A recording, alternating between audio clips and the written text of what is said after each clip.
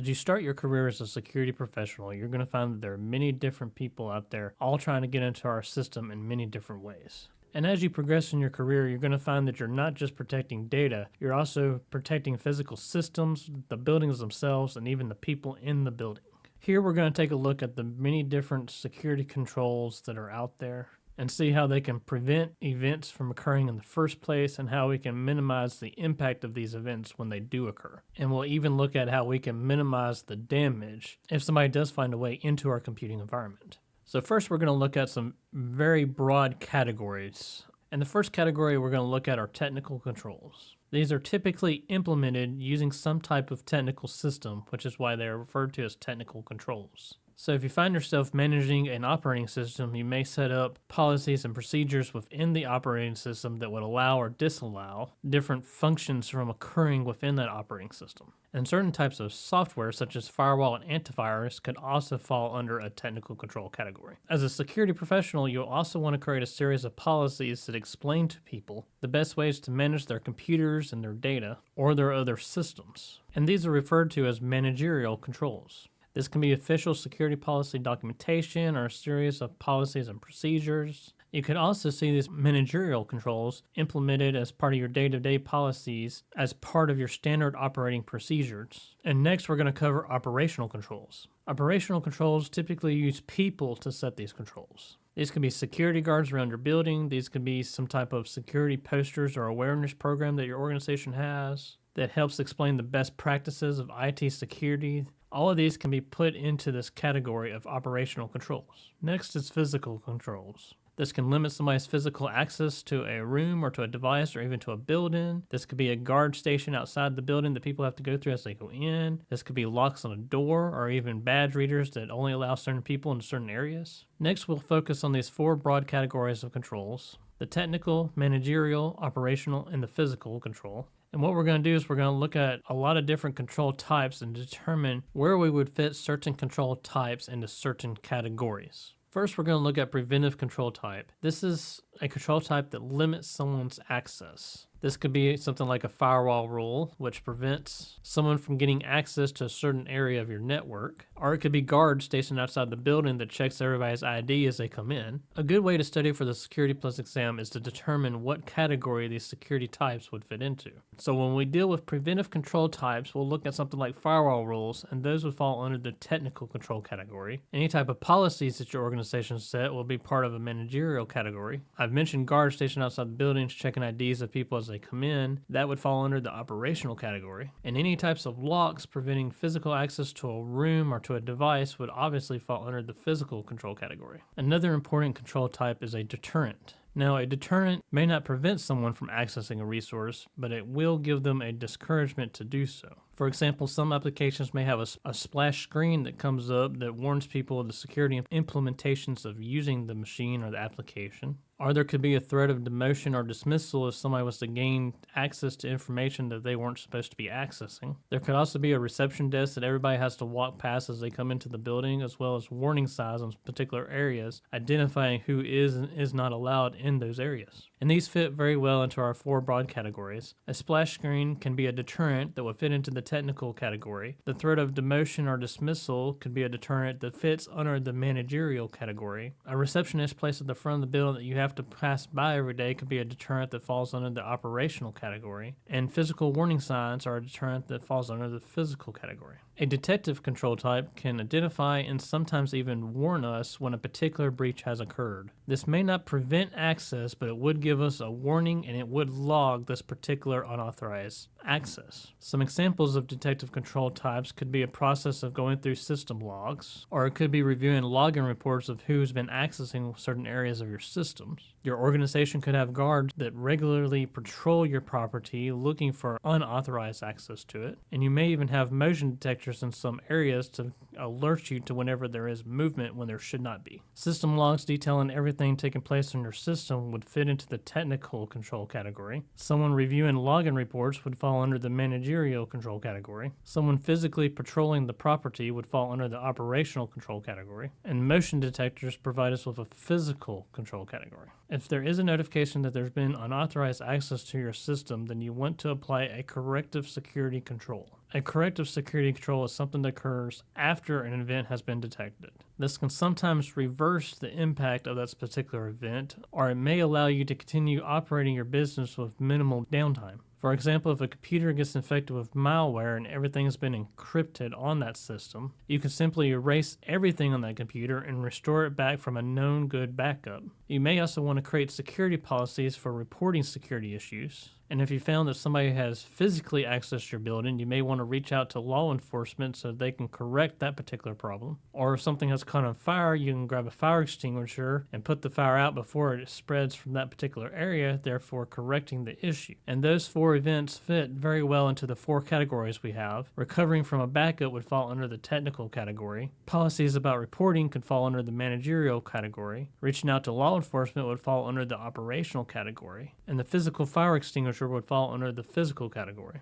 And sometimes you may find yourself in a situation where a security event has occurred, but you don't have the resources or the means to reverse what that particular event has caused. In those situations, you would use a compensating control type. And a compensating control type provides you with using other means in a way to control the particular security event that you're having. This could be something that you're using on a temporary basis until you're able to put together a plan to resolve that particular security incident. For example, you may have an application that's important to your organization, but you found out that it has a very significant vulnerability in the software. Since you know that the developer is going to provide you with a patch sometime in the future, you could set a firewall rule today that would prevent somebody from exploiting that particular vulnerability until you receive the patch from the developer. Or this could be a situation where you need to separate the different duties between different individuals, thereby limiting the scope of any type of security concern that there may be. Or you may even have multiple security guards all working at the same time so that no one security guard has complete access to everything in your environment. Or if your building was to lose power, you may want to have a generator so that while you're waiting for the main power to be restored, you can compensate by turning the generator on. And those were our four different categories of compensating control. We had the firewall blocking an application, that was part of the technical category. We had the separation of duties, that's part of the managerial category. We had multiple security staff all working at the same time, which is part of the operational category. And we have the physical generator for if the building loses power, and that's the physical category. And the last control type I'm going to look at today is the directive control types. This is where you're going to be directing somebody to do something more secure rather than something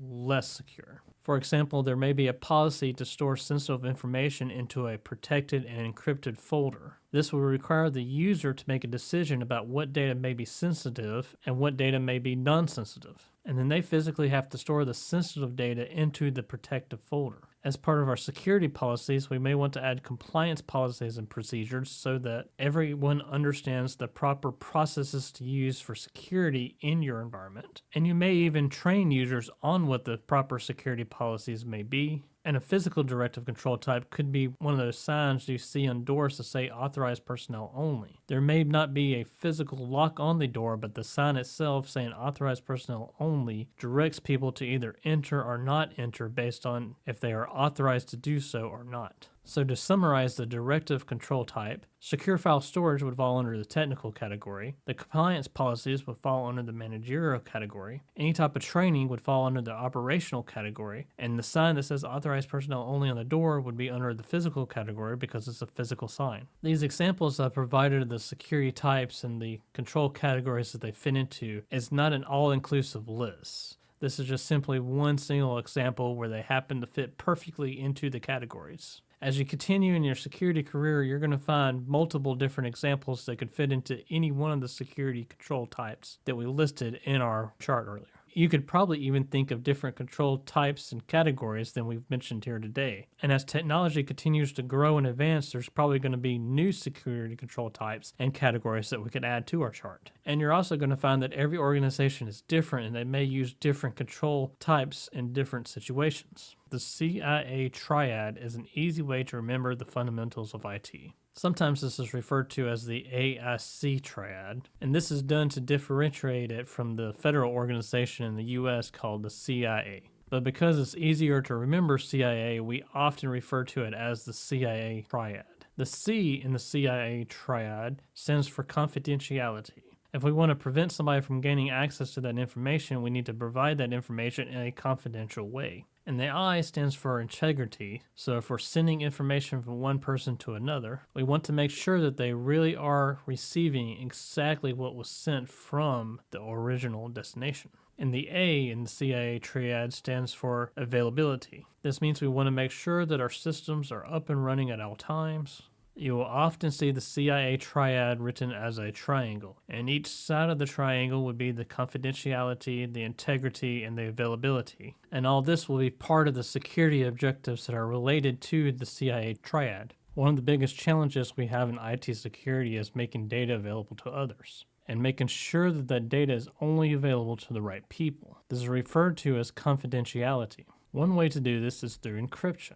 We could have one person encrypt data and then send it to the other person, and then the other person could decrypt the data. That way, if anybody happens to gain access to the data, it will be encrypted. And so they won't be able to access it, and even if they were to access it, they wouldn't know what they were looking at because it's all encrypted. Another very common way to provide confidentiality is to use access controls. Access controls are used to set limits on what someone may have access to.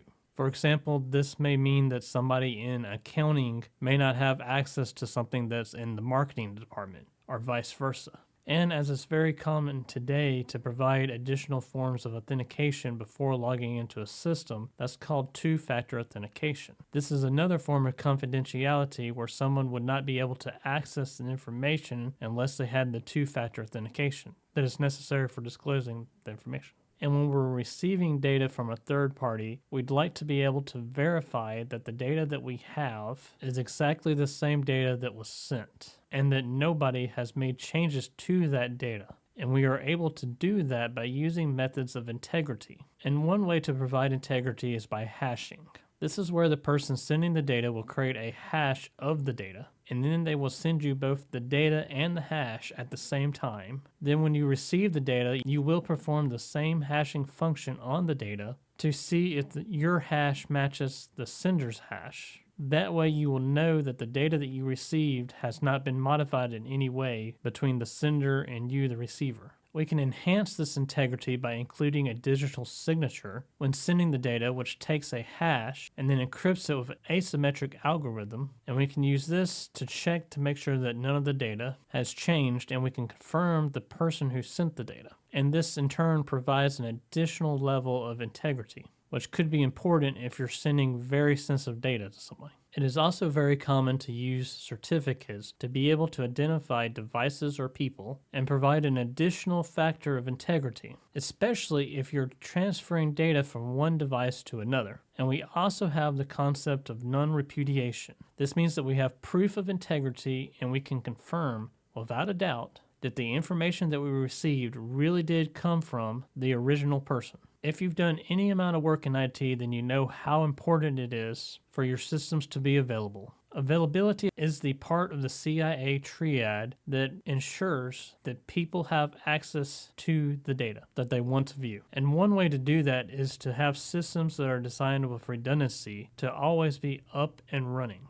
You could also combine this with a fault tolerance where we have multiple components. So if one of our components was to fail, the other component could pick back up and continue on. And you can't have a discussion about availability without touching on the topic of patching. You'll want to manage these systems and make sure that you are always applying security patches when needed. This ensures that the systems are always available. And to make sure that they are as stable as possible, you need to close any existing security holes, preventing someone from gaining access to the system.